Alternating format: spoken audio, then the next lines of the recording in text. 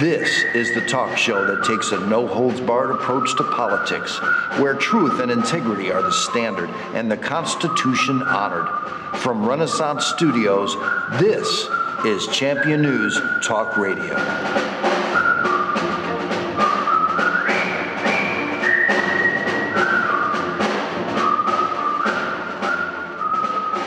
Good morning and welcome to another great edition of Champion News Talk Radio. We are brought to you by championnews.net, your choice for the conservative voice. This is Carol Parisi. Our founder, Jack Roser, and myself this morning have Representative Tom Morrison with us today, and we're going to be talking to Tom about his pension reform bill in Springfield. Good morning, Jack. Good morning, Tom. Hey, good morning to you. How's everybody today? We're doing well, thanks. I think Tom is the exact right guy to be in the legislature downstate, because I once visited you when you were still in business, and you were in the business of straightening out disasters where people had fires or whatever happened to them. You were in the business of getting them back on their feet. Right. Well, the state of Illinois is the biggest bloody rolling disaster imaginable. Truth. And you're down there. How long you been there now? I'm in my second term. Second term. Well, there's nobody more qualified to be down there than you, having taken care of real disasters. Well, Tom, you are one of my very favorite representatives. You are a true servant leader, and you are a gold standard of what our representatives should be.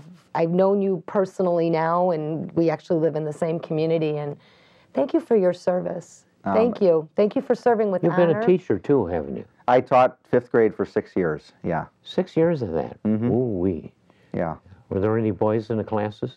Yeah, actually, there were, and because there aren't too many male elementary school teachers, I was sort of a father figure to typically 2 to 3 of the boys who had some trouble at home, and maybe did they not have fathers? They did not have a father, or maybe their father was in trouble with the law, and or maybe it was just a broken marriage. And so before I had children of my own, it was just a very privileged position I had in being a male role model. Boys need male role models. It's very important, and mentoring and that's why I say, we're going to talk about pensions today, and obviously I get more emails from teachers than any other group.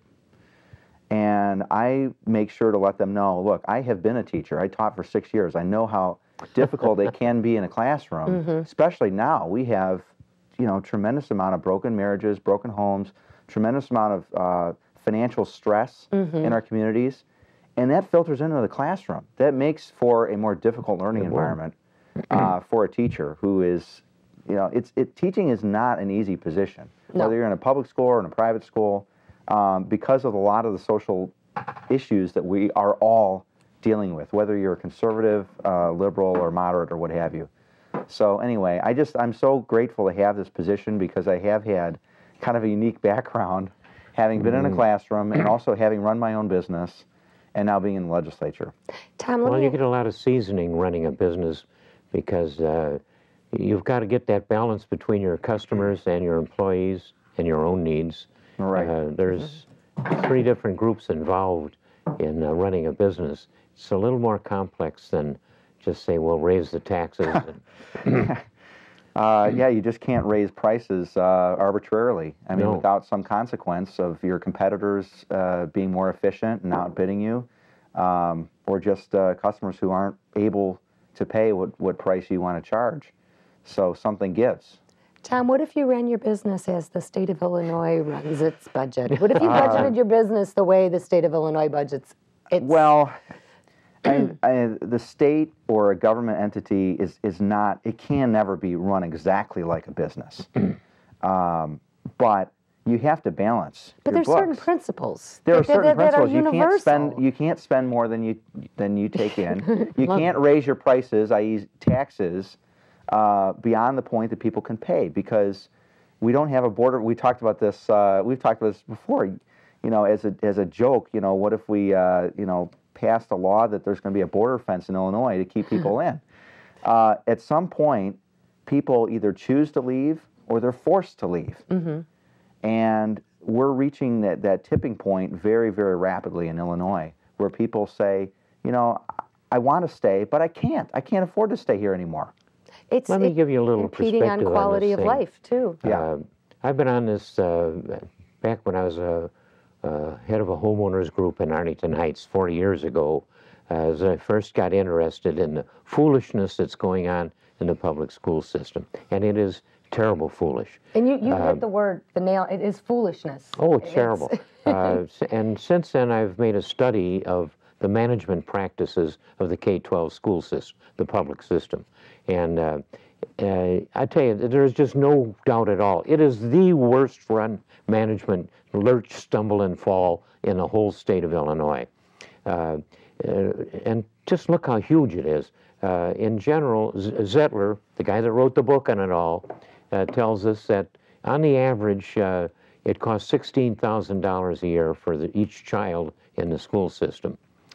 I've been involved from a distance, I don't live anywhere near it, with St. Elizabeth's School on 3100 South Wabash.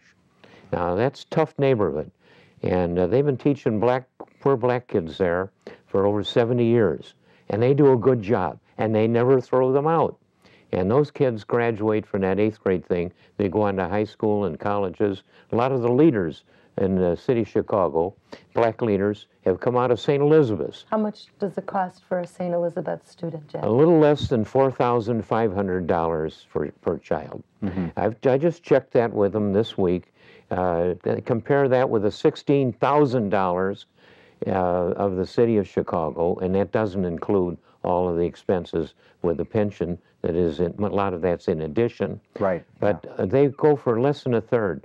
I once visited, long ago, I visited about 20 years ago with Vice President Quayle, who for some reason knew about that, and I was chairman of a thing called Teach America at the time, involved with the Chicago City Schools. And so we went in there, and what I found was the best example comparison I could make with public education is St. Elizabeth. Now, the archdiocese has been plundered by bad priests and the lawsuits that followed. And I love our Cardinal George is a great guy, and he's doing a super job.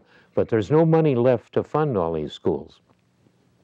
The archdiocese puts very little money into St. Elizabeth's, but they get along one way or another. The tuition is $2,900, so they got to make up the difference. And over the years, I've put about $250,000 into St. Elizabeth's. I can't leave them. They don't need my advice. They're doing great. They don't throw kids out. I'll tell you, break your heart to go in there and see the shining eyes on those kids. And there's no graffiti, drugs, or monkey business. The gangs in that neighborhood will protect the kids going home from St. Elizabeth's. There's no deal on. It's just that they know those kids are getting a break they didn't get. So it's a lot different than one would think, a lot of things. But I can't leave St. Elizabeth's because it's such a fantastic example. $4,500 with good results, and the city of Chicago is spending $16,000. They don't even get half of them to graduate from high school. It's a terrible mess that the public schools are in. Isn't that funny that just over 25% is the St. Elizabeth school tuition cost, and our public schools are almost 4 times that amount, and the kids are not it's more than 3. They're not graduating at the same level as the St. Elizabeth. Oh, no, these kids learn things, and they're disciplined. They're cheerful children. I was called in there because the kindergarten kids had made some cards to present to me, because I do go there a couple of times a year, and then I put a little bit of money in, so I'm on good terms with everybody. And the kindergarten kids wanted to see me, so I went there and I got the cards and thanked them, and things got a little quiet at that point. And I said, "Are there any 5-year-olds here?" And a little girl looked around, with a little hand went up. She says, "I'm 5." And I said, "Any 6-year-olds?" And a couple of tentative little hands went up. And I said, "How old do you think I am?" And the little girl says, 10. I'm really 89.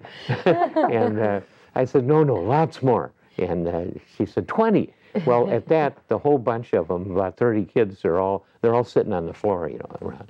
And the teacher's there, and pretty soon it got pretty raucous. And it's worth noting, though, that the teacher says, all right, now sit down. And it was like throwing cold water on boiling water. Shoof! All those bright, cheerful little darlings were suddenly disciplined. They knew what to do. And I was struck by the control of happy children that went on in that school.